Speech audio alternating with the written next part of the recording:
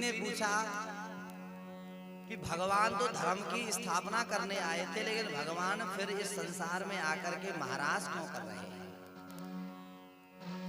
क्योंकि गीता में भगवान कहते हैं मेरे भाई बहनों, यदा यदा ही धर्मस्य ग्लानिर्भवति भारत, कि मैं जब भी संसार में आता हूं धर्म की स्थापना करने के लिए आता हूं।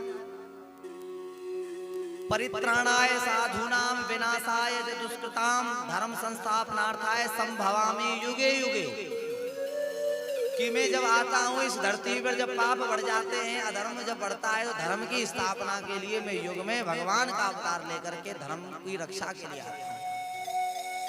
लेकिन जब भगवान गोपियों के साथ नाच गा करके रास करते हैं, तो ये कौन सा धर्म है? ये तो कोई धर्म नहीं है। तो भगवान ने फिर रास क्यों किया? तो सुखदेव जी कहते हैं, राजा परीक्षित, पहले सच में रास का मतलब समझो कि रास कहते कैसे हैं, रास का अर्थ क्या है, रास कहते किसे हैं, रास का मतलब क्या है। तो सुखदेव जी ने कहा है, राजा परीक्षित, रास का मतलब है जिस जगह पर भगवान और भगवान के भक्तों का मिलन होता है, वहीं उस प्रेम के रस में रास प्रकट हो जाता है। जहां भगवान आमे और वहां भक्त भी जामे, और जहां दोनों में प्रेम का रस निकलता है, रस की महाराज प्रेम की वर्षा होती है, वही प्रेम रस भगवान का रास बन जाता है। समझ लीजिए कि जो गोपी भगवान के रास में भगवान से मिलने गई है, वो गोपी कौन है? गोपी का अर्थ भी क्या होता है समझना चाहिए। गोपी का अर्थ है गा माने इंद्री और पी माने पीना। जो जीव अपने जीवन में अपने कर्म इंद्रियों को, ज्ञान इंद्रियों को कृष्ण की भक्ति में लगा देता है, और जब तक जीता है तब तक कृष्ण नाम की ही भक्ति का रस पीता रहता है, वही संसार का जीव गोपी कहलाता है। कहने का मतलब गोपी कौन है? गोपी ना स्त्री है ना गोपी पुरुष है, जो भगवान की मस्ती में डूबा है वही गोपी है, वही गोपी कहलाने का अधिकारी है। भगवान ने महाराज क्यों किया पता है? जब कामदेव नाम का एक दैत्य हुआ, ये समझ लीजिए, काम, जिसने काम शक्ति से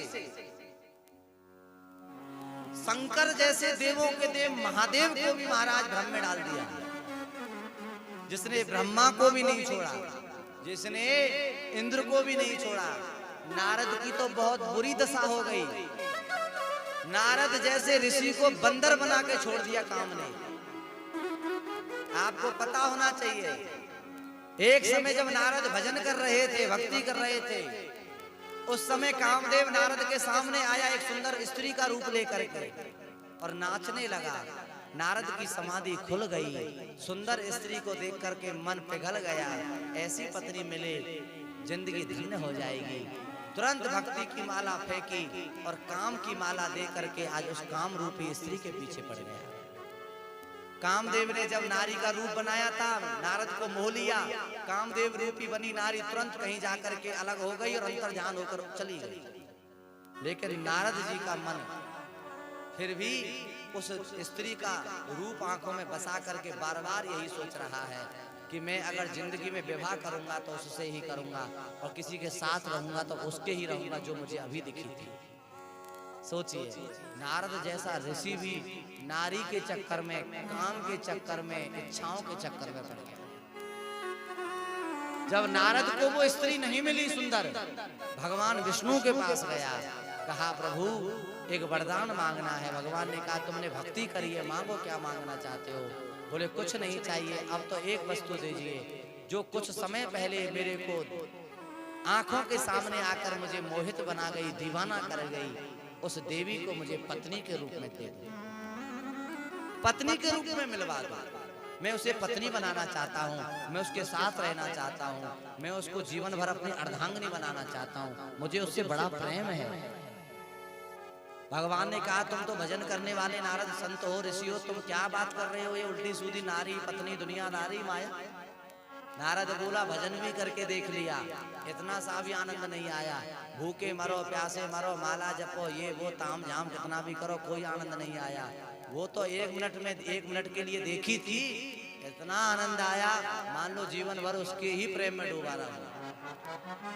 कैसा दीवाना बना गई, कैसा जाल बिछा गई नजरों का है। ऐसे नजरों के तीर चले कि अब ये दिल मानता ही नहीं। तो भैया भगवान बोल के समझ गए कि नारद जरूर माया के चक्कर में पड़ गया है, नारद जरूर माया के चक्कर में पड़ गया है। नारद ने भगवान को कहा प्रभु ये अगर मेरी इच्छा पूरी आपने नहीं करी तो मैं आपके सामने ही अपने प्राण त्याग दूंगा, अब जीवित नहीं रहूंगा उसके बिना। अब भगवान ने सोचा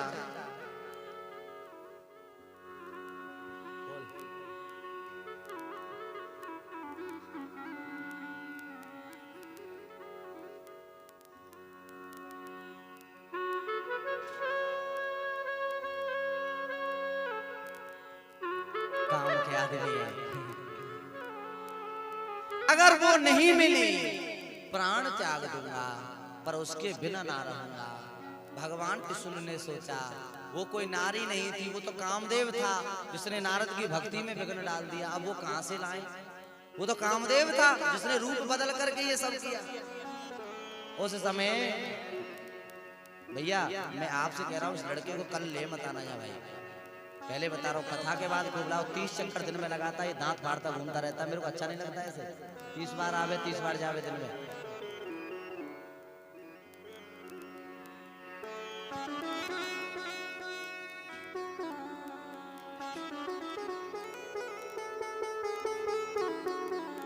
कहने का मतलब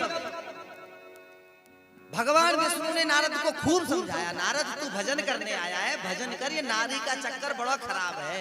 हमारे भी पत्नी है, हम भी इससे आज तक इतने दुखी हैं जो कह नहीं सकते, खूब उल्टी सीधी बातें करी। नारद को कुछ समझ नहीं आया। बोला अगर इतना ही दुख होता तो तुमने अपनी पत्नी को अपने पास क्यों बैठा रखा है? अगर तुम दुखी हो तो ऐसा करो तुम भी अपनी पत्नी मुझे ही दे दो। अरे भगवान बोले कहाँ तो पहले माता बोलता था और अब बोलता है अपनी भी मुझे दे दो। अरे लगता है इसके दिमाग में तो गलत कीड़ा घुस गया है। भगवान बोले भाई नारद को तो कहीं ना कहीं ठिकाने से समझाना पड़ेगा। क्या किया? भगवान बोले ठीक है तथास्तु, तुम्हारी शादी उसी से होगी जिसको तुमने देखा था। और बोलो नारद कहते ये तो बहुत अच्छी बात है, तो जाओ महलों से सीधे चले जाओ, कम से कम 10 किलोमीटर दूर सीधे जाना और वहां देखना एक जंगल के समीप, जंगल के नजदीक एक रानी का महल बना होगा, बड़ा सा महल है और वही रानी उस महल में है जिसको तूने देखा था, जो बड़ी सुंदर है। और वह रानी आज अपना स्वयंवर कर रही है, विवाह कर रही है। जा मेरा आशीर्वाद है वो सब राजाओं को छोड़ के तुझसे ही विवाह करेगी। भगवान का आशीर्वाद मिल गया, अब चिंता किस बात की है? हमारे हैं श्री रघुनाथ, हमें किस बात की चिंता? चरणों में रख दिया अब माथ, हमें किस बात की चिंता? भगवान हमारे हैं, अब चिंता है ही नहीं। हुआ क्या?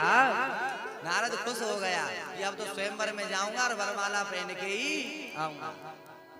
नारद जी जब गए सच में यही भगवान ने माया लीला कर दी। ऐसा ही एक महल बना दिया, उसमें वही कामदेव रूपी नारी जैसी एक और नारी बना दी, हजारों राजा महाराजा बना दिए और सब में वही भगवान ने आडंबर कर करा के लीला रच दी। अब भगवान की लीला चल रही है, पहले कामदेव की लीला थी।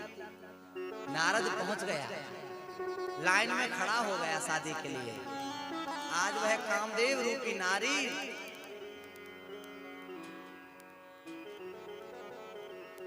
जब वो लीला से नारी बना था तो नारद को भटका दिया था, लेकिन भगवान ने कहा मैं नारद को कैसे भी कैसे रास्ते पे लाके छोड़ूंगा। तो भगवान ने भी वैसे नारी अपनी माया से बना दी, वैसे महल भी बना दिए। और आज भगवान ने कहा जाओ नारद उस स्वयंवर में शामिल हो जाओ, वही नारी तुमसे विवाह कर लेगी। तो भैया आज नारद जी गए हैं और जाकर के भगवान की कृपा से उन महलों में पहुंच गए, जहां ठाकुर जी की कृपा से वह नारी भी मिली जो नारद जी ने देखी थी सब कुछ मिला और नारद जी स्वयंवर में खड़े हो गए। लाइन लगी हुई थी राजा महाराजाओं की विवाह के लिए। उस रानी ने सबको फेल कर दिया, कोई पसंद नहीं आया। नारद का नंबर आया। नारद ने सोचा कि अब तो शायद मुझे ही ये पसंद करेगी। नारद ने कहा, देवी मुझे भगवान ने भेजा है, इसलिए मैं ही तुम्हारा पति हूँ, लाओ मुझे वरमाला डालो। तो भैया उस देवी ने वरमाला तो हाथ में उठाई, लेकिन नारद जी को देखकर बोली, प्रभु शादी तो तुमसे करने को मन है, लेकिन एक कमी है तुम में। क्या? बोले तुम थोड़े सुंदर कम हो, थोड़े स्मार्ट होगे तो शादी करने में ज्यादा अच्छा लगे। नारद जी बोले, पर सुंदर कैसे बने? अब पहले तो ये फंक्शन भी नहीं था जो पुताई सुताई वाला चलता है, पहले तो ऐसा नहीं था। आजकल तो बिल्कुल काला भी गोरा हो जाता है शादी के दिन, तो पता भी नहीं चले। तो नारद जी बोले, ठीक है, अगर ऐसी बात है तो सुंदर भी बन जाएंगे। उसी समय नारद जी वापस आए भगवान के पास और भगवान विष्णु को बोले, प्रभु तुमने जो कहा था वो सच है, काम तो सब ठीक हुआ, लेकिन थोड़ी कमी रह गई। क्या? बोले हम सुंदर कम हैं, इसलिए उसने शादी करने से इनकार कर दिया अभी थोड़ी देर। तो भगवान बोले, फिर क्या करें? बोले तुम जैसे सुंदर हो वैसे सुंदर हमें बना दो। अब भगवान बोले, भाई ये काम कैसे होगा? जब हम जैसे हैं वैसे रहेंगे, तुम जैसे हो वैसे रहोगे। नारद जी बोले, इज्जत का सवाल है, जब सब कुछ कर सकते हो तो इतना कर दो कि तुम्हारी जगह पर, मेरी जगह पर आज तुम अपना मुखड़ा लगा दो मुझको और मेरा मुखड़ा तुम लगा लो। भगवान बोले, ये कैसे होगा? भाई किसी को कोई शादी में कोई सामान उधार लेना हो तो पहले तो लोग किसी का मांग के जूते भी पहन जाते थे। यार 2 घंटे शादी में जाना, अपने जूते दे दे, अपने कोट पैंट दे दे, अपनी बाइक दे दे, अपनी गाड़ी दे दे, कुछ पैसा दे दे। भगवान बोले, सब उधार मिल जाएगा, पर चेहरा कैसे बदले एक दूसरे का, ये तो नहीं चलेगा। नारद जी बोले, क्यों नहीं चलेगा? जब सब कुछ भगवान होकर कर सकते हो तो एक दिन की बात ही तो है। एक दिन थोड़ा अपना चेहरा मुझे लगा दो, मेरा तुम लगा लो, शादी हो जाए, पत्नी घर में आ जाए, फिर तो अपनी माया पर कहीं भी रहो, फिर मैं तुमको तुम्हारा दे दूंगा, अपना ले लूंगा, फिर तो वो भाग के जाएगी नहीं। एक बार बस फेरे हो जाए। अब भगवान बोले, भाई नारद जी को अब कैसे समझाएं? तो देखो भगवान ने क्या कहा, ठीक है नारद, मैं अपना चेहरा तुम्हें लगा दूंगा, लेकिन तुम्हें करना क्या पड़ेगा कि जैसे ही मैं अपनी शक्ति से तुम्हें अपना चेहरा बदलूं, जब भी वहां तक जाओ रानी के महल तक दोबारा शादी करने, अपना चेहरा कभी भी किसी से पूछ मत लेना कि मैं कैसा लग रहा हूँ। अगर तुमने ऐसा किसी से पूछ लिया तो समझो तुम्हारा चेहरा और भी बुरा हो जाएगा। समझे कि नहीं? तो भगवान ने क्या माया कर दी महाराज लीला कि भगवान ने नारद को कहा, चले जाओ, अब तुम्हारा विवाह निश्चित है। भगवान इसी समय महाराज नारद जी भगवान को पूछ कर चलने लगे और भगवान ने नारद के लिए क्या किया, अपना चेहरा ना लगा के और नारद को एक बंदर का चेहरा लगा। अब बंदर का चेहरा जब नारद जी को लग गया तो नारद जी जब शादी करने गए तो रास्ते में कुछ लोग भी देखे, सब लोग नारद को देख के हंसने लगे। नारद जी सोचने लगे, भगवान की बात याद है, अगर ज्यादा मैंने अपने चेहरे को देख करके खुश रहूंगा और किसी से पूछूंगा तो फिर चेहरा बदल जाएगा। नारद जी बोले, अपने को किसी से नहीं पूछना, भगवान ने मना किया है, हम तो शादी करेंगे डायरेक्ट। शादी के लिए पहुंच गए स्वयंवर में, हजारों राजा मिले, सबको रानी ने फेल कर दिया, नारद का नंबर आ गया। अब पहले नारद तो पहले अच्छा ही था, अब तो मंदिर भर के आया। रानी ने वरमाला उठाई, नारद ने कहा, अब तो डाल दो, अब हमसे सुंदर कौन होगा दुनिया में, हमारी सुंदरता से सब दुनिया सुंदर दिखती है। उस देवी के आंखों में आंसू आ गए। प्रभु जो आज जिस रूप को लेके तुम आए हो, इससे तो आप कल ही अच्छे थे। क्यों? आज तो आपने जो बानर का, बंदर का मुखड़ा लगाया है, इसको देखकर मुझे शर्म आ रही है। क्यों? अगर मैं इस बंदर मुख वाले रूप पर वरमाला डालूं, कितना बड़ा पाप हो जाएगा नारी से कि आज एक हनुमान जिस रूप में रहते हैं, जो ब्रह्मचारी बनकर जीवे हैं, अगर मैं वरमाला डालकर हनुमान के रूप पर वरमाला डाल दूं तो हनुमान जैसे ब्रह्मचारी का सदा सदा के लिए ब्रह्मचार्य टूट जाएगा। ब्रह्मचारी होने का जीवन जो है कर्म टूट जाएगा। और जो हनुमान को जो सीता मैया ने वरदान दिया है, चारों जुग प्रताप तुम्हारा है प्रसिद्ध जगत उजियारा, जिस नारद ने बाल ब्रह्मचारी होकर के भजन किया है, और अगर उस नारी के प्रताप से अगर हनुमान का ब्रह्मचर्य टूट गया, हनुमान की तपस्या टूट गई, तो नारी के नाम पर कितना कलंक लग जाएगा। इसलिए प्रभु मैं इस बंदर के मुख पर कभी वरमाला नहीं डालूंगा। जब नारद ने सुना कि आज यह नारी हनुमान जैसा बंदर जो संत कहलाता है, जब उसका इतना सम्मान कर रही है, तो अगर मैं सच में संत में बनकर रहूं, तो ये फिर पत्नी अगर मेरी बनेगी तो मेरा कितना सम्मान करेगी। नारद ने उसी समय कहा, भाड़ में जाए शादी, अब मैं शादी के चक्कर में नहीं पड़ूं, अब तो मैं सिर्फ पहले संत बनूंगा और संत बन के भगवान की भक्ति करूंगा। क्योंकि जितना जीवन में संतों का सम्मान होता है, उतना जगत में किसी का सम्मान नहीं होता है। क्योंकि संत क्या है? संत जीवन में वो है जो भगवान और भक्त को मिलाने का काम करते हैं। ऐसे संतों को हम सदा प्रणाम करते हैं। संत क्या है? संत ही स्वयं भगवान के रूप हैं, जो सदा हमारे जीवन में जब आते हैं तो कुछ अच्छा ही करने के लिए आते हैं। तो भैया नारद जी को भी एक बार तो कामदेव ने फंसा लिया था, लेकिन भगवान ने बचा दिया। आगे चल करके जब सबको कामदेव ने जीत लिया, कोई नहीं बचा, तो एक भगवान कृष्ण ही ऐसे थे जिसको कामदेव कभी जीत नहीं पाया। तो अंत में कामदेव से युद्ध की इच्छा को पूरा करने के लिए और भगवान ने वृंदावन में गोपियों के साथ महाराज किया। और उस महाराज में वृंदावन में आज भगवान ने रात के 12 बजे शरद पूर्णिमा के दिन बड़ी सुंदर बंसी बजाई है महाराज।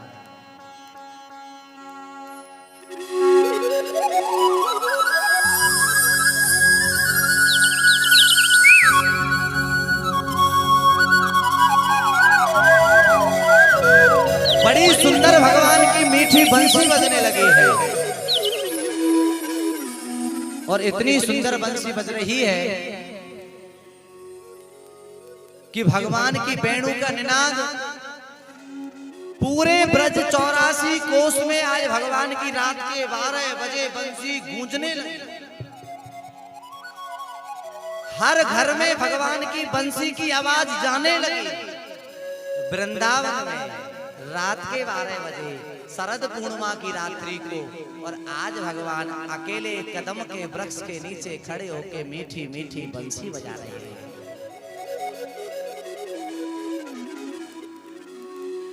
वृंदावन में बंसी बजती है, या बंसीधर कन्हैया की।